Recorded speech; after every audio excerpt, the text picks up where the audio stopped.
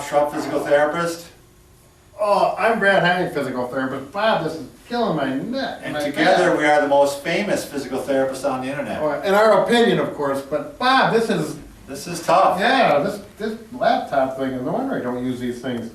What do we got going on here? Well, with the prevalence of the use of laptops and also the use of iPads and tablets, we thought this would be a good subject to discuss. I've actually had 3 patients within the last couple of months that developed pain just from using a laptop. And they were young people. One was a high school student. I just saw him a couple of weeks ago.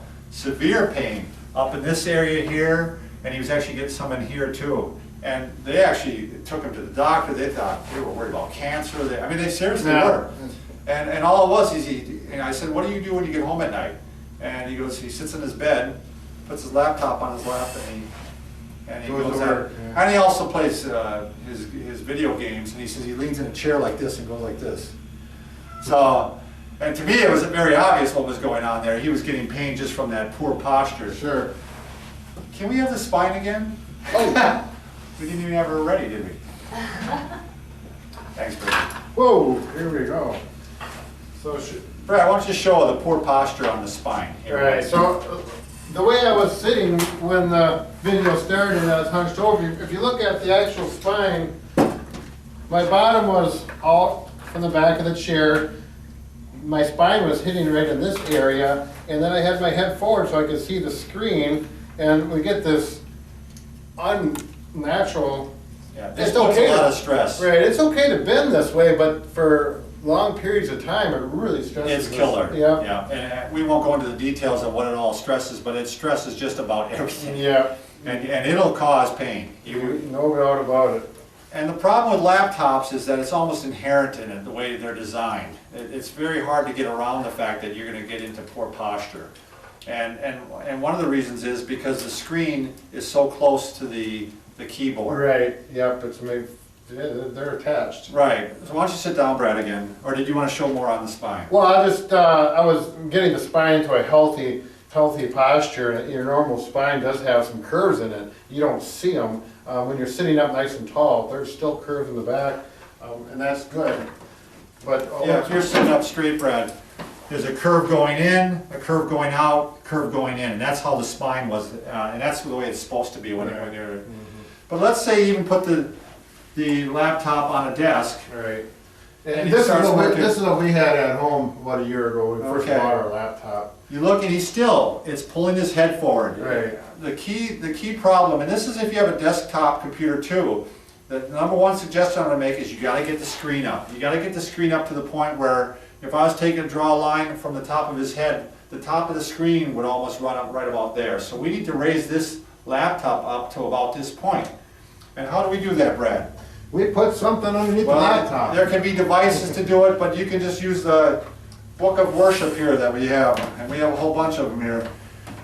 I think in your case, we actually thought we needed 4. Right. At home, I used books that I bought, and I thought that I'd never read again, and that's usually ones that just didn't end up being what I thought they were going to be. But so anyway, look how high this laptop has to be in order for him. And actually, even that it could even go a little higher. It's getting close though, isn't it? Right, yeah, it's much better. I mean, even if you're not where technically you're supposed to be, a little is a lot better than none, and this is pretty close. So how are you going to do that? The only way to do that is if you have a separate keyboard. Yeah, because there's no way you're going to work on a laptop. You got the screen adjusted right, but your arms are now way out of position. You're stressing your shoulders. Right, now you're going to get stress on your shoulders. You're going to get symptoms down your arms. Yeah. I don't know why I was thinking this, but I set up a high countertop for myself at home, which is good for my back, because I sit up kind of a little high like this. And then I had the countertop up here, and I was going like this with my mouse. I got symptoms within a couple days. I mean, just from having it. Yeah. So the arms are actually need to be down here, where you actually have either a right angle or less than a right angle even. That's ideal for it. So in this case, for Brad, for a separate keyboard, I'm taking they must have keyboards now that even are wireless laptops, don't they? Yes, they do. Computer people? Anybody? Yeah? I've worked on them, Bob. Oh, yeah, okay. I'm not a computer person, but I have worked on one once. So, why don't you show how that lines up here now? So if I'm here, that rule of thumb where your elbow at 90 degrees, or actually more or less, whatever you want to call it, going down.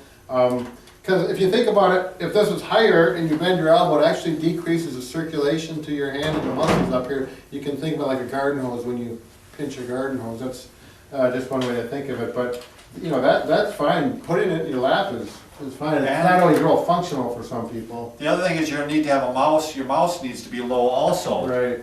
And for some people, we tell if you do mouse dominant activities where you hardly use the keyboard, you might even put the mouse more in the center here where you're using it more. You know what I mean? If you don't want to have, but otherwise you can put a little stool off to the side and just rest the mouse there and keep it lower without giving you any difficulties. Now, the other thing is, you know, like my wife used to do, she'd take the laptop and put it on a pillow, which, by the way, you're not supposed to do. Did you know that? Because there's actually circulation. Overheats it. Yeah, it overheats it, so you're supposed to put it on a board. Right. So she started doing that, putting it on a, and that's still not ideal because she's going like this, but it's better than down here. Right. I mean, it's the least of two evils. The other one she does, can I mention this one? Sure. This is just kind of to give you a little bit of respite to your back.